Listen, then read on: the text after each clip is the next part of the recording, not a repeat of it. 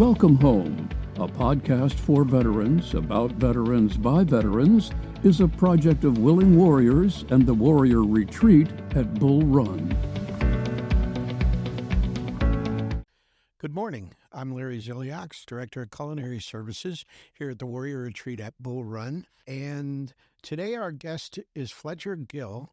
He's co-founder and CEO of the nonprofit Luke's Wings, which is a organization that flies wounded warriors, police officers around the country when they need help and treatment.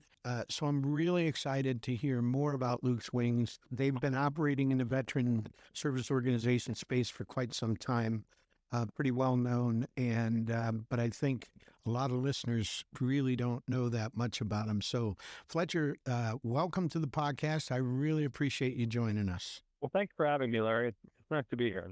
Hello to your audience. If you could just give us a little brief kind of background on Luke's Wings, what it does and how it got started. Sure. Luke's Wings is, as you said, a 501c3 nonprofit. We fly families in and out of military hospitals to be by the bedside of our wounded, ill, and injured service members during their recovery. We believe that the love of family is great medicine and something that is really, mission critical to their recovery process. We got started in 2008. We incorporated in January of 2008. So we've been around for about 17 years. And in that time, we've done over 16,000 airplane tickets, providing the love of family to wounded, ill, and injured service members all over the world. It could be a combat injury, service member steps on an IED, wakes up at Walter Reed a month later, lost both legs. And we want to make sure that the family is there in the room when he wakes up. It might be cancer that was, that a service member got because he was in active duty and he was around burn pits or uranium deposit, something like that, jet fuel. And he comes back, he's 23, and all of a sudden he has some aggressive cancer.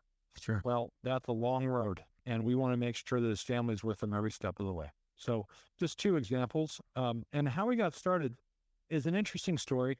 Luke's Wings is named after two people, Luke Shirley and Sarah Wingfield. Sarah Wingfield was a Redskins cheerleader ambassador, a lot like a cheerleader, but they do more appearance work, and community outreach work for a football team than on-field cheering. And so Sarah was a Redskins cheerleader ambassador for the Washington Redskins. And she was at Walter Reed in the spring of 2007. And she was in her, Redskins outfit, and she was there to meet the troops. And she met a service member named Luke Shirley. And he had lost an arm and a leg. He was heavily medicated. He was going through surgery after surgery. And there was Sarah Wingfield, this beautiful, NFL cheerleader. And she was standing in front of him. And he was in a wheelchair and a Dolphins jersey, Miami Dolphins jersey. And she kept trying to break the ice and say, the Dolphins, this and that, and, Redskins. And he was completely disconnected. And she saw that, and that troubled her. And then a little while later, his mother showed up. Luke's mom showed up. And when she showed up, Luke changed. Luke immediately recognized that his mother was there. He started to connect back into what was going on in the room. Sarah saw an opportunity, and long story short, they spent pretty much the entire day getting to know each other and talking and becoming friends. And when Sarah Wingfield told me that story 6 months later in December of 2007, the part of her story that really resonated with me was how his mother changed everything for him when his mother was there. And we got to talking about this, and I said, was his mom there for visiting hours? Do they live near Bethesda, Maryland, near Walter Reed? No. His mom lives there. Well, what do you mean she lives there? Well, the government provides one airplane ticket to fly family to the bedside of our wounded warriors, and then they provide a per diem. And so the moms and wives are living there. They're having babies there. They're putting down roots in the community. They're there for 3 or 4 years at a time. And I thought, my God, that's news to me, and then I thought, well, maybe what we could do is raise some money, go up to Walter Reed, because we live nearby, and find Luke's mom and offer to just send her home, buy her a plane ticket, get her home, let her sleep in her own bed, check in with the other kids, open the mail, pay some bills, do whatever she needs to do for a weekend, and then she'll be right back. My friend Sarah Wingfield thought I was crazy, and she said, can we do that? And I said, you know what? No one can stop us from raising money, and no one can stop us from buying a plane ticket for somebody else. So, you know what? I don't see any problem with it. And so we just said, okay, well, I'm with you. Let's do it. So in March of 2008, a couple months later, we threw a party at the City Tavern Club in Washington, D.C., and we raised about $12,000, and we went to Walter Reed, and we knocked on their door, and we said, hey, we'd like to start flying some family in and out of here. And, we didn't know what to expect, but they were very open to the idea. Yeah. And next thing we knew, by June of 2008, we were flying families in and out. And like I said before, we have done 16,000 flights now and counting. And they're flown from wherever they live to wherever they need to go, and that would include international flights like over to Lindenstall? Absolutely. So if we get a request from somebody in Landstuhl, Germany, then chances are the service member is not stable enough to make it stateside, and it means that they're probably going to pass away in Landstuhl, in which case we'll fly family over there. Yes. But we also fly all over the place. So, you got to remember that a lot of young men and women are not joining the military because they got a lot of options, right? They want to serve their country, of course, God bless them. But they also see the GI Bill, or they see a steady paycheck. They see a way to get to college through it, so they're very young and they come from very modest beginnings. Right. And what we then find is minorities, and we find minority service members who have family in places like, Kuala Lumpur or Puerto Rico. A lot of flights over the years have been Puerto Rico. And, when it comes to a service member being injured, being in a military hospital, recovering, and we get a call and say, they say, listen, my dad's in Puerto Rico and I haven't seen him in 20 years, and I'm injured and this might be the last time I get to see him because he's really old. We want to do something about that. So it's all over the world. We fly people all over the world. Absolutely. At the end of the day, if we have a wounded, ill, or injured service member and they're recovering in a hospital somewhere, and it's going to boost their spirits to have somebody by their bedside, we're going to find a way to make it happen. And is this, I recently did a podcast with Compassion Airlift, which is out of Manassas Airport, and they actually fly veterans in their own plane. But you're buying commercial tickets on various carriers to get people from point A to point B, right? Yes, that's right. So what they're doing is fantastic. And, if somebody can provide ambulatory flights, let's say that you have a service member who is in a hospital bed and they have some kind of life support, you can't put them on a Delta flight. So they need an ambulatory flight, and there's organizations that provide that as well. Our model is to provide flights on major carriers, all carriers, really. So Delta, American, United, Spirit, Southwest, any of them.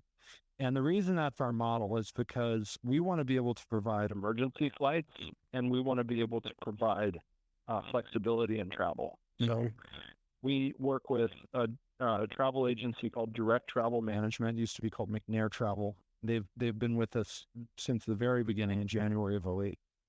What we want is when somebody applies to become a Luke's Wings family, we want to give them the best experience. And so we want to give them a travel agent, just like they were the CEO of a company. And we want to be able to fly them out on the next flight out. And we want them to be able to change their flights. And if they have special arrangements or requirements, we want to find the flight that works for them. So if somebody calls me, I'll give you an example, if I may. We had a flight request out of Fort Carson, Colorado. There was a snowstorm in Colorado, and a Red Cross volunteer called us up and said, listen, I have a wounded warrior here. He's suffering post-traumatic stress and he's injured.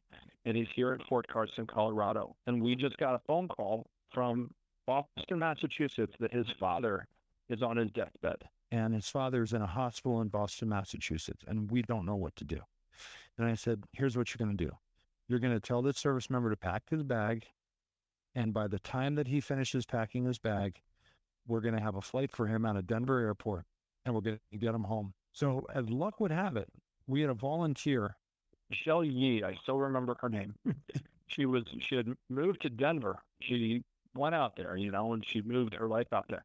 And I thought, gosh, we have an old volunteer I think she's in Denver. Let's give her a call. And we called her. And we said, listen, we have something we need your help with. Can you drive in this snowstorm? Drive over to Fort Carson, Colorado, pick up this young man and drive him to the airport. And she said, sure, I'll take care of it. So we talked to him around 10 a.m. and we had him at the airport. Michelle Yee drove him to the airport in Denver. And we had him wheels down in Boston, Massachusetts that afternoon. And he had 3 hours with his father before his father passed away. Oh. Now, the only way that we could do that is by searching every single carrier, right, that was flying out of Denver that day and just finding the flight. Spare no expense, doesn't matter what it costs. Which airplane can get him to his dad before his dad passes away? Mm-hmm. And that's been our model, for going on 17 years. And I think that's why hospitals and caregivers and patient advocates all ultimately come to Luke's Wings at the end of the day, because, if they've exhausted other resources, or maybe they've gone to another organization and they tried to book using miles and then they had to change their flight, and then, they lost the miles because they're kind of non-refundable and you can't change them. And then they ended up coming to us for a flight.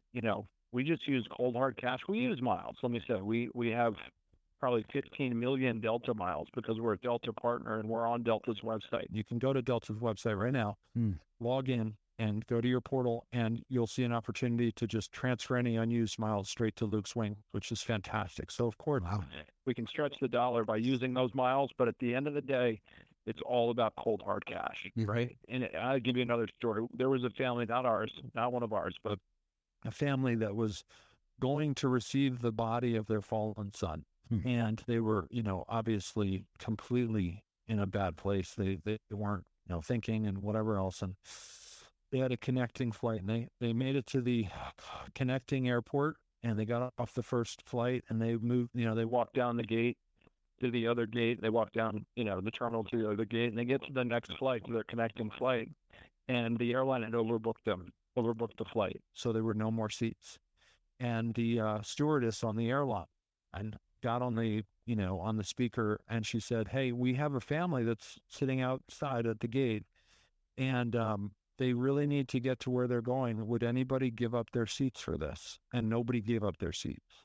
So they got there eventually, but they didn't get there to receive their son, to receive the body of their son. Now, if that had been a Luke's Wings family, forget about it. I would have had them on a first class flight. You know what I mean? On any other carrier, wouldn't matter what it would have cost. I would have had them where they needed to go. So that's always been our philosophy and always been our model. And that's why we don't use private planes. Again, it's a great model, and it works really well. It's just not our approach. So please tell me that airlines give you discounts. That when a family is traveling and somebody calls from a travel agency and says, hi, I'm calling, it's Luke's Wings, we've got this family, that the airline is saying, okay, this is the lowest possible fare, and here you go. They're not jacking it up like they do for everybody else. Right. I totally get that. We have different relationships with different airlines, and I think they all do what they can. For example, Delta's website is very sophisticated, so they have the ability to allow people to transfer miles to charity, which is great. You have other airlines that just don't have that level of technology on their websites, and they're not going to make a global revamp of their entire website for something like that, and so we just need to wait patiently for them to get around to it, I suppose. Right. So in some cases, it's technology that is the relationship builder, and in other cases, it's a person. And for example, American Airlines, kind of back when we were in the heat of the wars and battle every day, they had a military, a department that did PR and military outreach, and we had a contact there. And so when we tried to price out an American flight and it was extremely expensive, and then we went to another airline and, a similar flight was much cheaper, but not the right flight, we could call our contacts in America and say, hey, will you match the cost, right? There's another flight, but it's not the right flight for this, but, it's similar flight and it's half the money. They would give us they would kind of match the price. And that was great. So, American was good in that way. Spirit Airlines gives us vouchers. So they give us free tickets, not an unlimited amount, but a lot. Sure. And so we have different relationships with different airlines, and I think they all try to do what they can. And I'll tell you one more wonderful thing is if we do have a family that's flying for a really, really difficult situation, if we can reach out to the gate crew and they can reach out to, the team on the plane, and everybody is aware of the family, that's paramount. I mean, that's worth its weight in gold because, we want everybody to understand what's happening with that family that's about to get on their airplane. Sure. So where does most of the funding come from? Where does most of the funding come from? I would say it comes from miracles. All joking aside, it's a combination of corporate sponsorship and then individual donors. We have some really wonderful, loyal corporate sponsors. SRS Distribution down in Texas, Heritage. They have a foundation called Heritage Cares. The Pete Store on the East Coast. They sell Peterbilt trucks, and they're a big sponsor of ours. Star Cars is a more local to the DC metro area, up and down the East Coast. Also, car dealership. Just a lot of companies out there donate to us, and we really rely on that steady revenue. We can budget better that way. We also rely on our individual donors. If we get on television or on a podcast like this, every dollar counts. Every $350 we collect is another airplane ticket. And it might be one ticket, but I tell you, for the person who got that ticket, it mattered, right? Yeah. And then during the holidays, we have a No Soldier Spends the Holidays Alone campaign. We used to call it No Soldier Spends Christmas Alone. Now it's the No Service Member Spends the Holidays Alone. And the idea there is that, if we're home with our kids on Christmas morning, by God, our service members should be home with theirs. So we do a big push in November and December. We get some earned media, and we get some donations that way too. Going forward, where do you see Luke's Wings in 3 to 5 years? That's a great question, Larry. When we started in 2008, we had service members in hospitals. And so we rolled out our Wounded Warrior Transportation Assistance Program. And we knew exactly what our mission was. It was to bring family to the bedside of our service members who were critically injured, catastrophically injured in combat during their time in Iraq and Afghanistan. It was a very clear-cut, straightforward mission with very little mission creep. As we started to roll out of those wars, the question became, how do we continue to be relevant, right? Who are we going to keep flying? Well, of course, we can continue to fly our wounded warriors who have ongoing treatments or have to get back to a hospital, to get a prosthetic refit or something like that.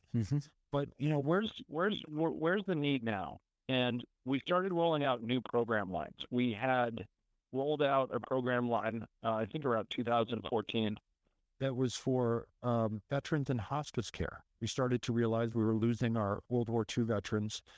And, I think today, currently, we only have about 200,000 of them left in this world. We're losing them at about 80,000 a year. Well, let's make sure that they're never alone when they pass away, right? I mean, how could we let that happen? So we have a Veterans in Hospice Care Transportation Assistance Program.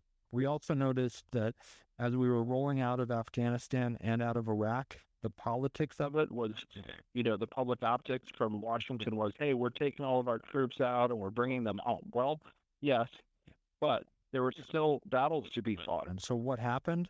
Well, they brought the GIs out, the general infantry, out of Afghanistan and out of Iraq. And what they did was, with nobody knowing, they put in all of our special forces. Mm-hmm.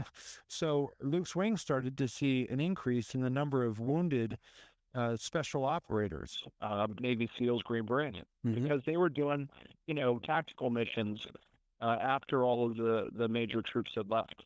And so we have another program line for them called the Special Operations Transportation Assistance Program, or SOTAP. We like our acronyms.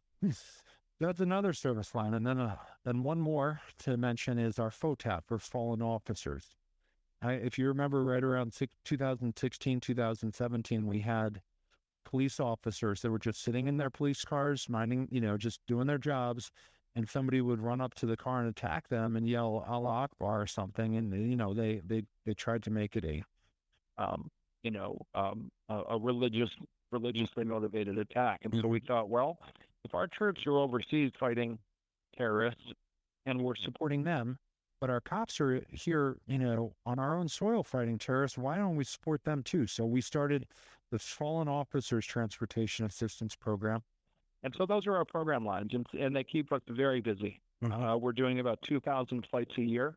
You asked where we go from here. In 3 to 5 years, we are constantly looking at new program lines. We're constantly looking for funding, and we're always trying to stay current, with the times. And so the other program lines that we have been deliberating about and would roll out if we had major funding for them. In other words, I don't want to cannibalize is a technically correct word, but take away from an existing program line, right? I don't want to do that. If we can find new funding, then great.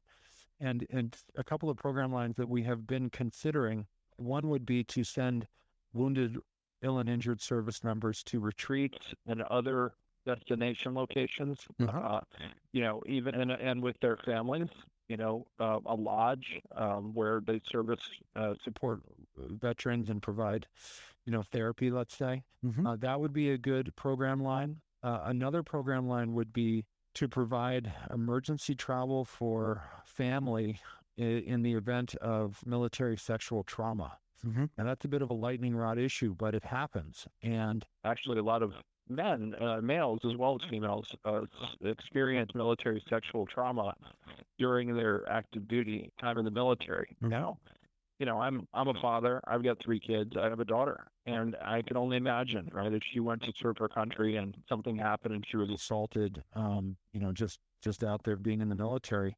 By God, I'd want to be by her bed. I'd want to get to her immediately. So if we could plug into that aspect of the military where those cases of military sexual trauma are reported and then immediately escalated, because they have a very good, internal process for recording it, escalating it, and managing it in that first 48 hours. If we could figure out how to plug into that and provide those emergency flights for family, I think that would be something really neat. So, and of course, that's very, very meaningful for every victim of military sexual trauma. So that's another one. We're constantly looking for opportunities to bring family together and increase the likelihood of a successful recovery, right, in our military community. Well, I do hope you get the funding. I think those are all, excellent programs that are needed for sure. I certainly can think of, when it comes to getting veterans to different treatment or retreats around the country, I could think of, the Warrior Retreat at Bull Run. We always have people coming to the retreat from all over the country, but also Dark Horse Lodge in Tennessee, No Barriers USA out in Colorado, all wonderful programs. That the biggest hurdle for the veteran is to get there. It's transportation. Once they're there, everything's provided for them. But getting there is another story. Yeah, Wings of Valor in South Dakota or Boulder Crest. There's many destination locations like that. Yeah. Another, you mentioned treatment, if I may, would be drug and alcohol treatment. How many of our service members come home and suffer from drug and alcohol addiction? And there are centers that support them specifically. that really cater to the military community. But again, like you said, how do they get there? I had a call last year from a young man. He called me from the ER in California, from an emergency room in a hospital in California. And he said, sir, Mr. Gill, I have been drinking for whatever it was, 4 days straight, and now I'm in the hospital. I've almost drank myself to death, and I need help. And I found a place that will take me, and I can get there tomorrow. They said they'll accept me tomorrow, and I'll go through their rehabilitation program and detox, whatever it was. And I'll tell you the true story. The true story is I said, sir, I'm sorry. You're not combat injured. You're not in a hospital, in a military hospital. I don't think we can do this. And we got off the phone, and then I told my wife what happened. And she said, you've got to do that flight. Come on. So we called him back, and we said yes, and we sent him. We got him there the next day or 2 days later, whatever it was. And I tell you, I texted with him every day. He was able to, he was allowed to use his phone at certain times or whatever, and he would check in with me. And he got through the program. Then I got a nice message from his sister, and hey, he's coming out and he's going to come stay with me for a while. So I would love to roll out a program specifically for that. We just don't have the funding at this moment. Maybe this podcast will help. Well, you know what? It should. I hope so, because look, for our listeners, you can find all the information you need at lukeswings.org. And it's also where, if you need a flight, you can sign up or get the process started on the web page, right? That's right. There, we have an application on the website. If there's a question, if you have any questions about the application, just call us. Our emergency number is on the top of our website. So if it's a true medical emergency, you just go right ahead and call the number. Forget about the application. Just call the emergency number, and we'll take care of you. Yeah. Go to the website, take a look at it. The most important part, though, I want everybody to take a look at is on the top right is a button that says Donate Now. I want everybody to just hammer that Donate Now button. I just did it. It took less than 30 seconds. Everybody can donate something. And if you can't tell by now, listening to Fletcher and what he's told us about this program saves lives. There's no doubt about it. And it can't keep going unless it's funded. I know from being in the nonprofit space, you can't count on corporate donations all the time. They are great when they come in, and some of them are a lot of money, but you just can't count on them. And so what you really need is consistently for the community to step up and say, okay, I'm going to give $100. I'm going to give $50. I'm going to give $10. Just take a look at the webpage, donate what you can, and support Luke's Wings every chance you get. Fletcher, I want to thank you so much for joining us. This has just been wonderful. I've known about Luke's Wings for a while, but, I didn't know how important it was until you really laid it out for us today. So thank you very much for coming on. Well, thanks for having me, Larry. God bless to you and to your whole audience. Appreciate you guys. Okay, for our listeners, we'll have another episode next Monday morning at 5 a.m. for those who like to get up early and listen to podcasts. If you have any questions or suggestions, you can reach us at podcast@willingwarriors.org. Until then, thanks for listening. The Welcome Home podcast is brought to you by Willing Warriors, a nonprofit organization serving active duty service members and veterans since 2012. To learn more, please visit our webpage at willingwarriors.org.